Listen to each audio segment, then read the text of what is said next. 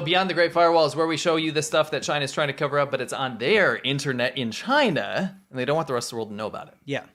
But first, we're going to start with something a little humorous. I've wanted, and I thought it was incredibly necessary. Sure. To make sure you go into this not so down. Yes. So we prepped you. You're kind of like down here. We'll bring you back up here, and then we'll bring you down here. Yeah. All right. Well, it'll be a free fall. Yeah. So a while back, you had filmed this clip, and this is you were pulling this B-roll out the other day. Yeah. And we noticed something, and we found the answer to the question. Yes, because remember, we're looking at this, and notice there's a guy behind this woman wearing a Linkin Park t-shirt. Remember, I said, there's no way this dude's ever listened to Linkin Park in his life.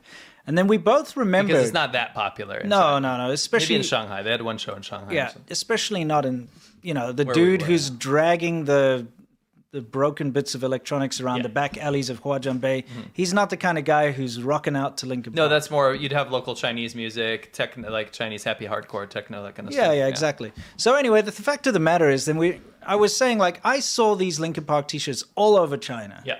And it was just crazy, and I couldn't figure it out because I didn't ever once hear Linkin Park in China. No, I'd never heard it once. Yeah, it's just one of those weird things. So we were discussing it. Yeah. And I noticed one thing about this. I pointed this out to you, and you're like, yeah. Get closer to this guy's shirt. Yeah. Okay. Yeah. What about it?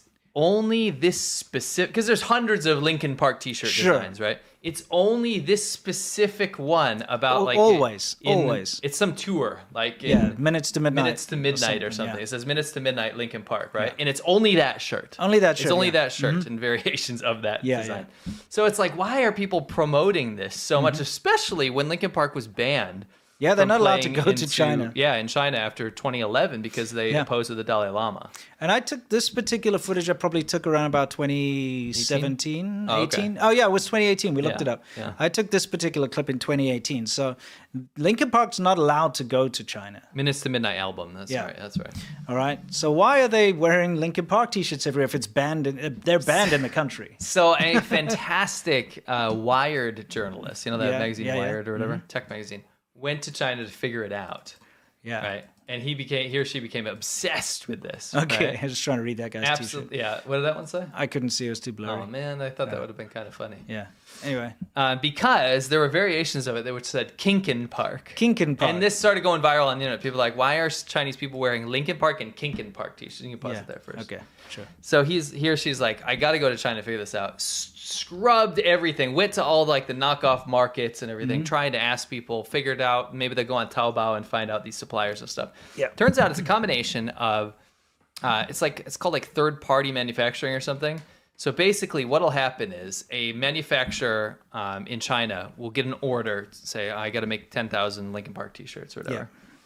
Then there'll be some with mistakes or something and run off like that that they'll sell on the black market. Yeah. But if something starts to gain some popularity or it looks like the market's flooded with these things, other people will make versions of them too. Yes. So basically tons of different people were making different versions of this exact logo and t-shirt. And you had old ladies wearing it. Yeah. And I remember seeing old men wearing it. I was That's like, why are they wearing Yeah, Linkin why is Park everyone wearing t-shirts? Linkin This guy's Park 80. t-shirts? And he's in the park doing Tai Chi or exactly. whatever. Yeah.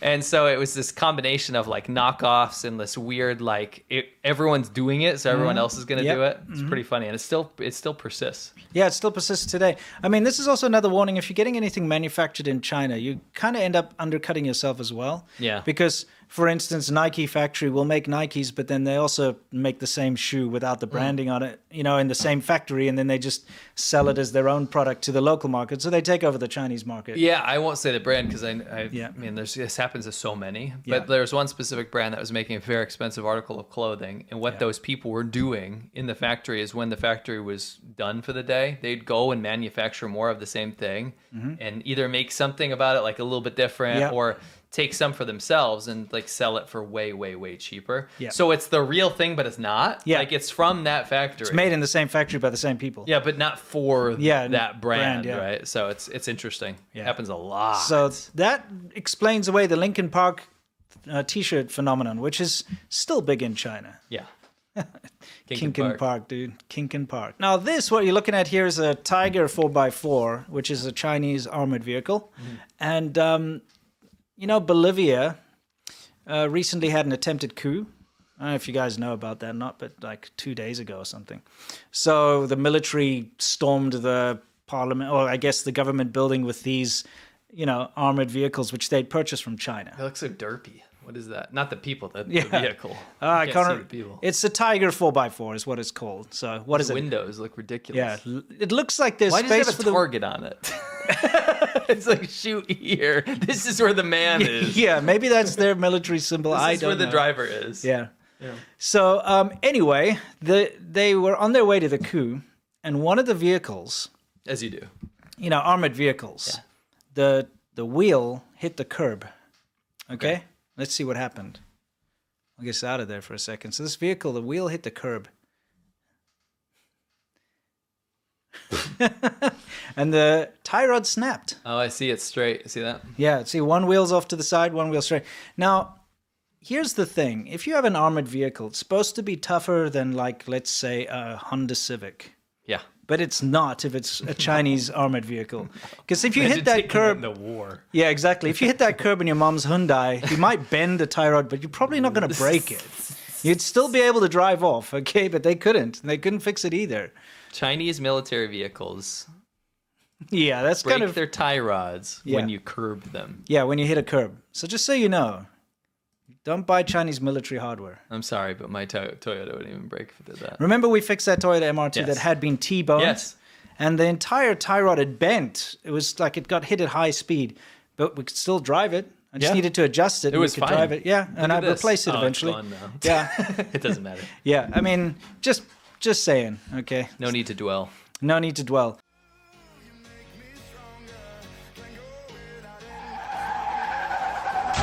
What a wonderful song. How come I've never heard it before? Edit, dude. It's so bad. We cannot laugh at this. I can because It's... they made like a cartoon speech bubble. Not One very dude nice came up to teach kindergarten when I was teaching at that kindergarten. He had cocaine on his nose. I had like Russian prostitutes in my class. I've Always. never met a sex pet that's like good to be around. We snowboarded down Mount Everest or something. This guy's like a grown man. Why? It's like a grown. He's in his 20s, telling me that he and his friend died on the way down and stuff. And I'm like, really?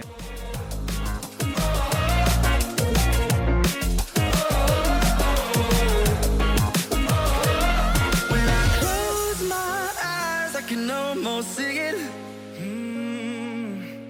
When I take a breath, you fill up my life.